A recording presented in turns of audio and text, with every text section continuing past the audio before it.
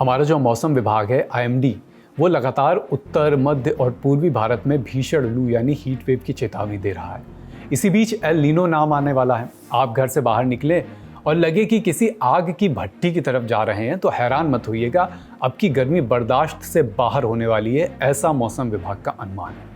11 मई को अमेरिका की मौसम agency national oceanic and atmospheric administration ने अपनी मंथली ENSO यानी El Nino southern oscillation report में बताया कि इस साल मई से जुलाई के बीच एल नीनो बनने की संभावना काफ़ी ज़्यादा है और ये एल नीनो साल के अंत तक बना रह सकता है। अगर एल नीनो बनता है तो भारत में मानसून भी कमज़ोर पड़ सकता है, ऐसी आशंका है।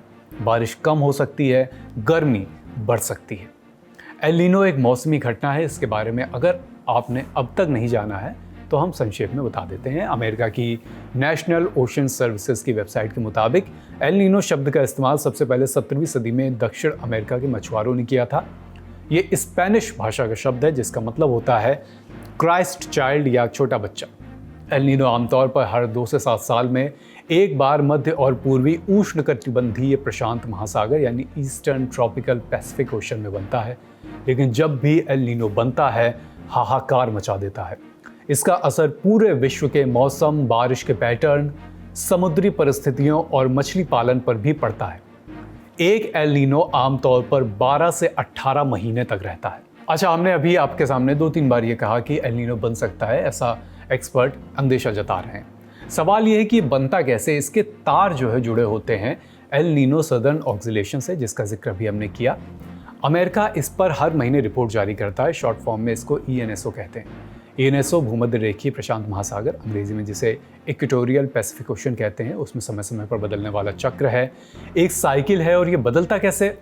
समुद्र की सतह के तापमान और एयर प्रेशर में होने वाले बदलाव से। ये 3 तरह से बदलता है, 3 चरण कहते हैं इसे। पहला, न्यूट्रल। इसमें क्या होता है?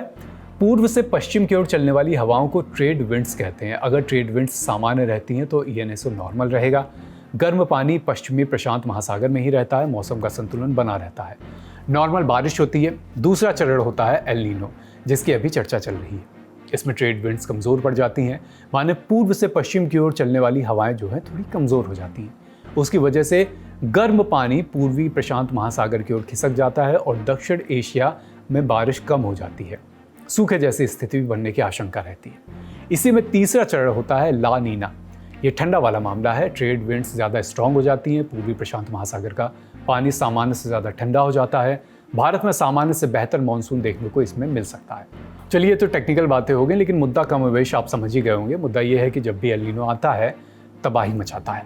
दुनिया भर में बारिश के पैटर्न बदलने से खेती और खाने के सामानों पर अलग अलग असर पड़ सकता है। अक्टूबर 2024 में नासा की वेबसाइट पर एल नीनो पर छपी एक स्टडी के मुताबिक 20वीं सदी में कम से कम 27 बार एल नीनो आए हैं। हर एल नीनो अपने साथ अलग अलग तरह के असर लेकर आया और दुनिया की अर्थव्यवस्थाओं की हालत इसने हर बार खस्ता की है। लेटेस्ट एग्जाम्पल 2023 के एल नीनो के दौरान कहीं बहुत ज़्यादा बारिश हुई तो कहीं बेहद कम। वैज्ञानिकों के मुताबिक इसका असर फसलों की पैदावार पर पड़ा। Famine early warning system network के वैज्ञानिकों को तब ये कहना पड़ा कि 11 करोड़ लोगों का खाना पीना प्रभावित हो सकता है, उनको मदद की ज़रूरत पड़ सकती है। पर सबसे इंपॉर्टेंट पॉइंट, जब से धरती का टेम्परेचर रिकॉर्ड किया जा रहा है तब से साल 2024 सबसे गर्म साल था। ऐसी ही स्थिति 2015-16 के एल नीनो के दौरान भी देखने को मिली।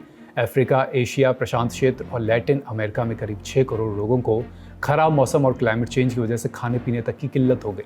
पर असर सिर्फ इतना भर नहीं था, एल नीनो की वजह से आग की घटनाएं बढ़ी, प्रदूषण बढ़ा। आग और प्रदूषण मिलाकर करीब 1 लाख लोगों की मौत का अनुमान लगाया गया है। अगर 1997-98 के एल नीनो को देखें तो यूनाइटेड नेशंस के अनुसार 20,000 से ज़्यादा लोगों की मौत, करीब $36 अरब का इंफ्रास्ट्रक्चर का नुकसान। हार्वर्ड यूनिवर्सिटी के वैज्ञानिकों की एक स्टडी के मुताबिक 1997-98 में एल नीनो की वजह से लगी भीषण जंगल की आग ने वायु प्रदूषण को बढ़ाया, जिसके कारण हज़ारों लोगों की समय से पहले मौत हुई। अब सवाल है कि इस बार क्या होगा, पर उससे पहले ये जान लीजिए कि सुपर एल नीनो क्या होता है। असल में एल नीनो की ताकत मापने के लिए ओशन नीनो इंडेक्स ONI का इस्तेमाल किया जाता है। यह इंडेक्स इक्वेटोरियल पैसिफिक ओशन के एक खास हिस्से नीनो 3.4 रीजन में समुद्र की सतह के तापमान में हुए बदलाव का औसत निकालकर तय किया जाता है। अगर ये टेम्परेचर 2 डिग्री के ऊपर गया तो इसे सुपर एल नीनो कहते हैं। 1876-1878 में तगड़ा सुपर एल नीनो आया था ONI 3 डिग्री तक डेविएट हो गया था। कहा जा रहा है कि इस बार 1876-78 जैसा या उससे भी खतरनाक सुपर एल नीनो आ सकता है। इतिहास बताता है कि एल नीनो वाले कम से कम आधे सालों में भारत में सूखे जैसी स्थिति बनी है। मानसून औसत से 10% या उससे भी कम रहा है। इस बार भी कुछ वैसा ही अनुमान है। मौसम विभाग ने सामान्य से कमजोर मानसून का अनुमान लगाया है। इसका असर फसलों की पैदावार, खेती को भी नुकसान हो सकता है। खाद्य भंडार में भी कमी की आशंका है। कम बारिश, सूखे और ज़्यादा तापमान की वजह से पानी के जो संसाधन हैं उन पर भी दबाव बढ़ सकता है। इससे जंगलों में आग और हीट वेव की घटनाएं भी बढ़ सकती हैं।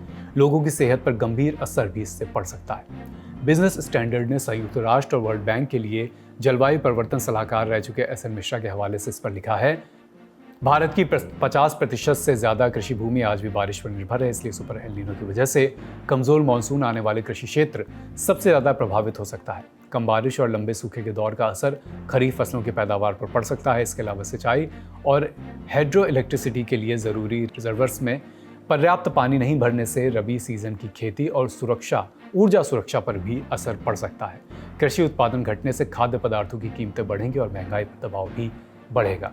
इस पर हमने एक्सपर्ट से भी बात की, उन्होंने क्या कहा सुनिए। देखिए, एल नीनो का सबसे बड़ा जो असर होता है वो रेनफॉल और टेम्परेचर पे होता है। तो अभी जो अमेरिका के जो एटमॉस्फेरिक एजेंसी है, नेशनल एटमॉस्फेरिक एजेंसी, उनका ये प्रेडिक्शन है कि एल नीनो मई के महीने से बनना शुरू हो गया है पैसिफिक ओशन में। तो उसका जो पहला इम्पैक्ट होगा ये उसका पहला इम्पैक्ट जो होगा वो ये होगा कि गर्मी इस साल थोड़ी ज्यादा होगी। और वो कितनी ज्यादा होगी ये कहना मुश्किल है, लेकिन अगर हम देखें जिस तरह से तापमान तेजी से बढ़ रहा है देश में, तो आशंका यही है कि तापमान काफी बढ़ेगा पिछले साल के कंपैरिजन में। तो एक तो जलवायु परिवर्तन है, ग्लोबल वार्मिंग है जिसका इंपैक्ट है, और उसके ऊपर से अब ये एल नीनो आ गया है।